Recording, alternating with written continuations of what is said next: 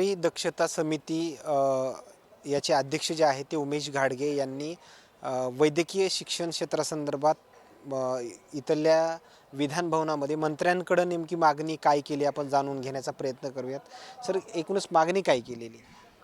मागणी त्या आपला जे समिती आहे, अभ्यागत मंडळ असतो, अभ्यागत मंडळ नियुक्ती करा असं आपलं म्हणणं आहे नागरिक दक्षता समितीतर्फे। त्याच्यामध्ये 17 लोकांची बॉडी असतं। त्याच्यामध्ये एक अध्यक्ष, इथले खासदार अध्यक्ष असतात, इथले सचिव डीन साहेब असतात आणि सामाजिक कार्यकर्ते 3 लोक असतात असे, आणि जिल्हा चिकित्सक म्हणून त्याच्यामध्ये बॉडीमध्ये मेंबर असतात। परंतु 2 वर्ष झालं मी याचा आढावा घेत आहे। माननीय मंत्री हसन मुश्रीफ, वैद्यकीय शिक्षण मंत्री यांना 2 वर्षापासून मी त्यांना निवेदन दिलं आहे, परंतु हे एकमेकावर चालढकल करत आहे। तसेच नागपूर जिल्ह्याचे पालकमंत्री चंद्रशेखर बावनकुळे यांनासुद्धा मी निवेदन दिलेलं आहे, परंतु यांनी जिल्हाधिकारी म्हणतात की शासकीय महाविद्यालय नागपूरचे डीन आहेत त्यांनी पुढाकार घ्यावा। डीन म्हणतात की जिल्हाधिकारी यांनी पुढाकार घ्यावा। जिल्हाधिकारी म्हणतात की जे पालकमंत्री आहेत ते नेमणूक करतात, ते येतात। हे एकामेकामुळे चालढकल करत आहे, परंतु ह्या 10 वर्षापासून नियुक्त्या थांबवल्या आहेत यांनी। आणि आम्ही याचा पाठपुरावा करत आहे की रुग्णांना चांगल्या प्रकारची सेवा मिळाली पाहिजे। आणि एक शासकीय महाविद्यालय रुग्णालय जे आहे हे एशिया खंडामध्ये फर्स्ट नंबरवरती आहे। तसेच सुपर स्पेशालिटी हॉस्पिटल इथे आहेत, तसेच डाग हॉस्पिटल आहे इथे, मेयो रुग्णालयसुद्धा आहेत।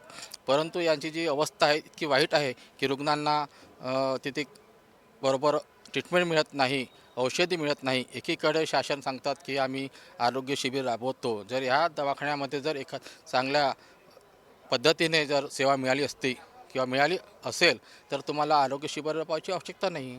माझं म्हणणं आहे की त्यांना कमिटीवरती लवकर ताबडतोब कमिटी नेमावी, जेणेकरून इथल्या नागरिकांना, जनतेला, रुग्णांना याचा संधीचा फायदा मिळेल। भाग्यश्री मॅडम, याच्यामध्ये कोणकोणत्या अडचणींना म्हणजे रुग्णांना सामोरं जावं लागतं असं काही सांग? सर्वात पहिले म्हणजे ते जेव्हा कार्ड काढायला जातात तिथे पण थोडा त्यांना घोळ होतो आणि तिथे लोकांना समजत नाही की आपण कुठे जायचं, मार्गदर्शन करणारे तिथे नसतात। त्यामुळे रुग्णांना खूप त्रास होतो। कधी असं असते की स्ट्रेचर वेळेवर येत नाही आणि तुम्ही सांगतात की जे रुग्ण आहे त्यांच्या नातेवाईकांनी त्यांना घेऊन जावं, तातडीची जर सेवा पाहिजे असली तर। खूप हाल होतात रुग्णांचे। त्यामुळे तिथे काहीतरी एखादे कमिटी नेमून त्या लोकांकडे लक्ष दिलं पाहिजे, ही सगळ्यात महत्त्वाची। गाडगे सर, ही जर मागणी पूर्ण झाली नाही, नेमकं काय करणार? आम्हाला सामूहिकरित्या जन आंदोलन करावं लागेल त्यासाठी, आणि शासनाने याची दखल घ्यावी, अन्यथा आम्ही जन आंदोलन करू।